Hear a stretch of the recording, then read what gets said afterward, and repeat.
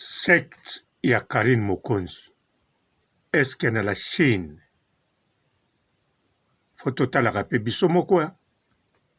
Ezate maloba o bazozo balobaga. Nyonso tomona onga ndengwana. Faut total rapenza. Soki toza secte. Tozo créer secte. Na Karine Mokonzi na biso. To soki tolingi tozala secte. To soki tolingi na biso kozala secte te. Po ebande olobama mingi toza secte. Ou bien ba misusu ba innocent. Ba misusu secte. Ah. Ngape na taligati. Nasala suni. Mbote ba papa. Ba mama bandeko. Mbote barando na barandonete. Mbote batoyo balingaka rando na ba oyo balingaka rando te. Mbote ba jeune garçon na ba jeune fille. Mbote bana mike na ba bebe. Mbote ba Sainte Anuarite, Sainte Thérèse, Sainte Ingrid Kabongo. Bandeko nga penza pona yoka kombo ya secte na vinanga na yokango liboso na di secteur. Di secteur ya bamanianga. Donc ezali na kanisa ndenge ezalaka na bekolo tu. Boza bangala to boza bambunza, bambunza ya kotoyo na ya kotoyo. Bino tu boza ba ndibu na ba bandibu ya mindele te, ba vrai bandibu ya bakongo. Boza ya kulungongo, boza ya kimpangu, na kimpangu te. Bon, bamboka ebeleka wana. Donc, eza modèle à bongo. Ou bien boza bantandu, boza ya kisantu, ya kempese, bamboka ka ebele wana. Ndenge moko oza munyanga, baza na 10 hectares, yango basangana, do ba communauté wana, eza ba secteur.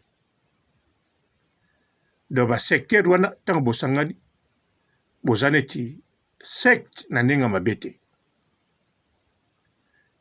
Sikoba loba la Chine ya Karine Mokonzi ekomi secte. To eza secte. Bazolo bango na ndenge ya mabe to na ndenge ya normal. Po bandeko tango toyoka komba secte, automatiquement tokendeke ba diabolo. Mais soki totali na poto awa, aujourd'hui tous les églises de réveil eza na France, na Belgique, partout en Europe, soko ke tala dossier na bango, na mbila, mon côté eza considéré église. Ou bien mibale to misatu, bolimbisanga.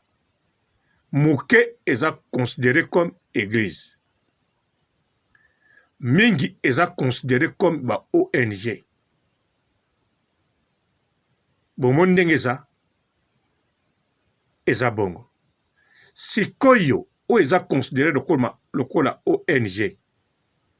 Soki ezu ba accusation ya mabe na mbila.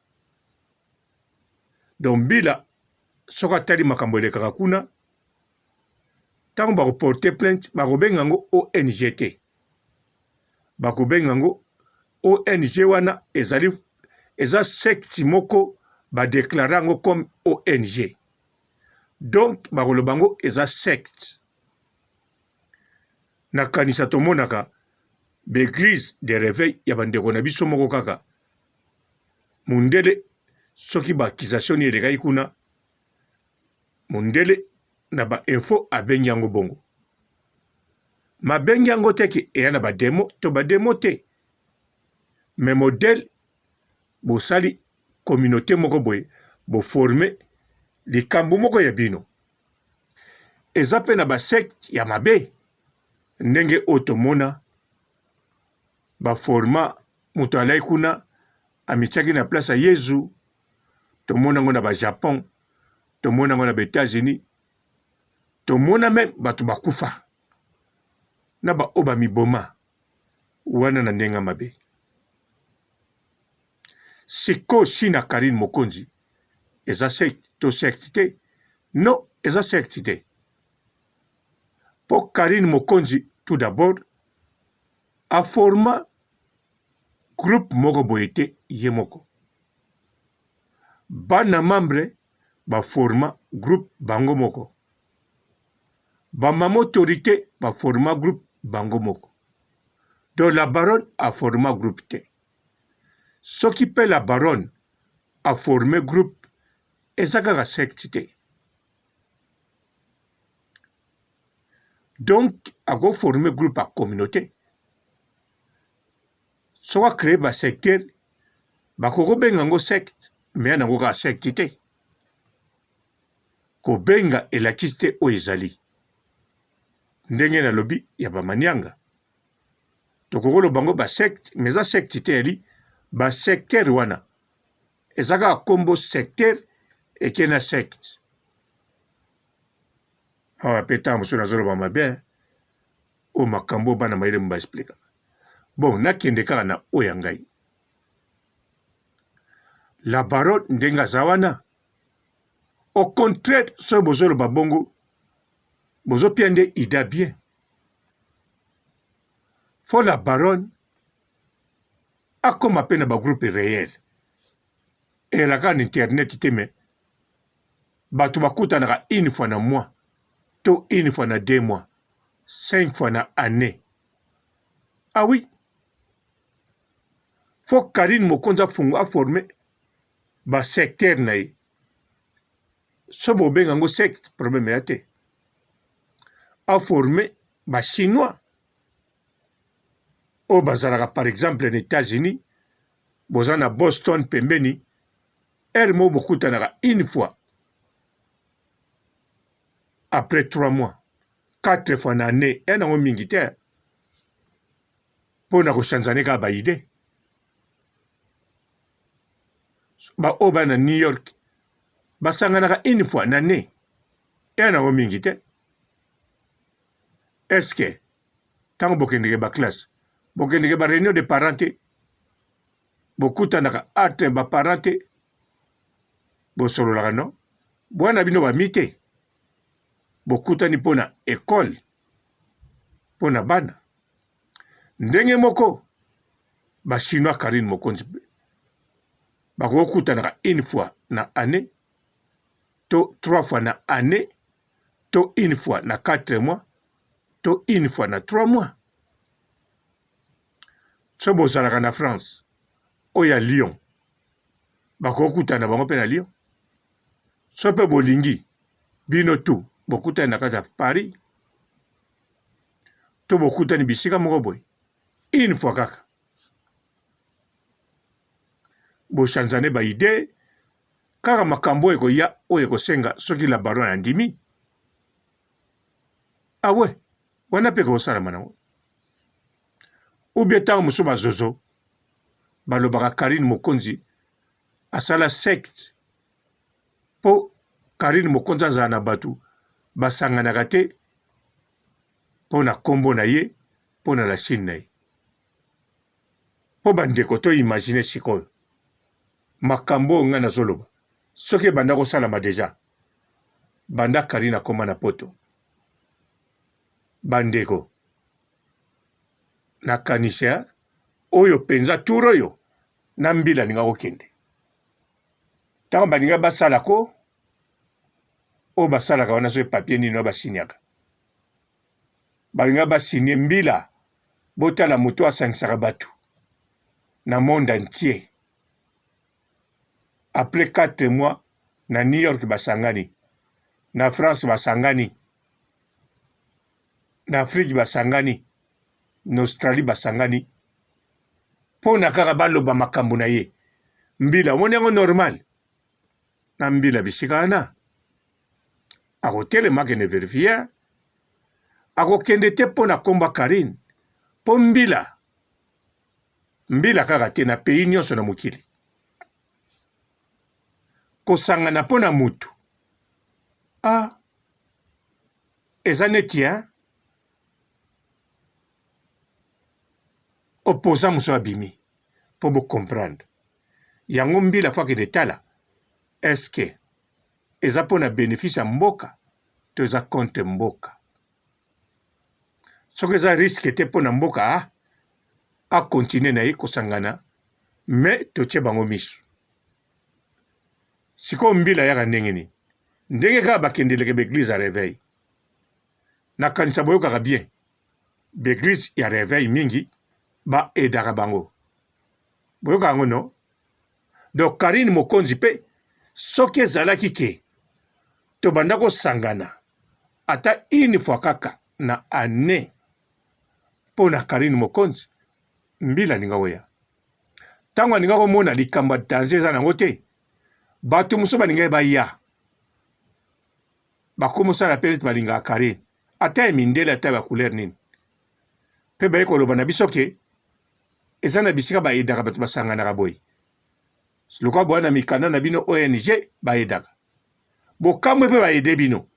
Baede te mpona ba ONG, baede mpo bozosangana ebele, mpona batalaka bino likambo nini bosalaka.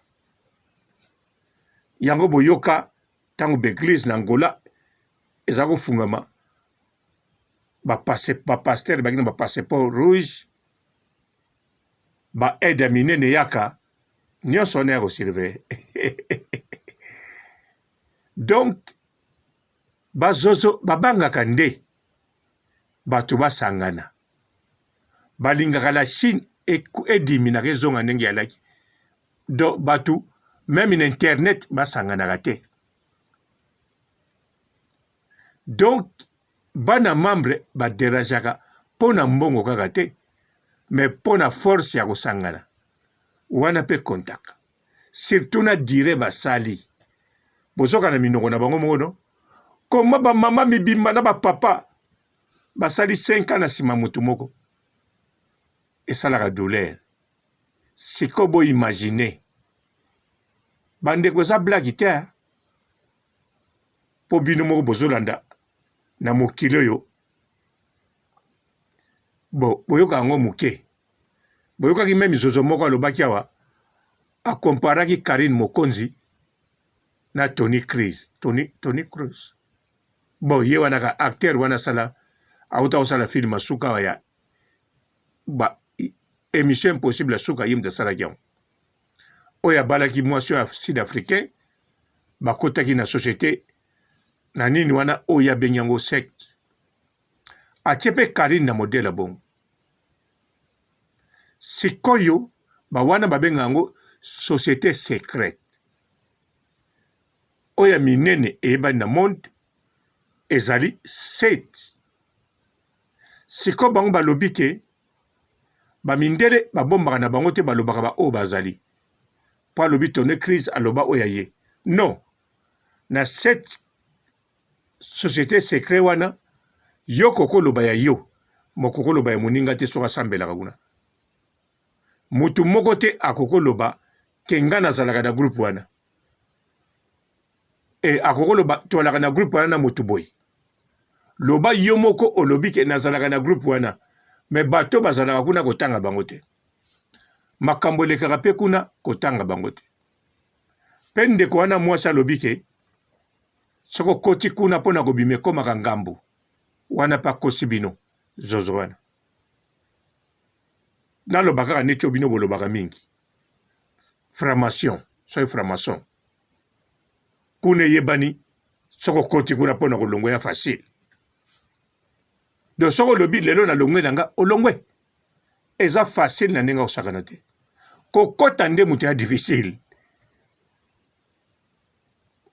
Ndenge moko bango bazo kanza sikoyo ke pa Karine Mokonzi eza siko modèle ba société wana or ke abongo te pa Karine Mokonzi zaka Karine Mokonzi na bana membre na ba mama autorité na la Chine ya Karine Mokonzi et ça la maka naturel et ça la maka teke Karine Mokonzi za guru azozo ba idée non et ça la maka naturel bana membre ba salama naturel bango moko tang ba salama ba yeba kite ba kokoma tibo elelo e bongi bango mo ba expliquer kutu ngana lobela bango te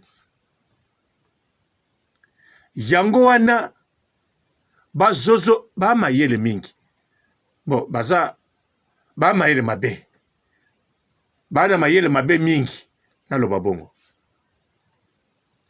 bazolia avance nde bazolinga nde Karine Mokonzi batu bakoma kosangana réel boete babomba maka makambo bakoloba kuna batu bayebi te bakutanaka 4 fois 3 fois na ne wana bazozo bakomona neti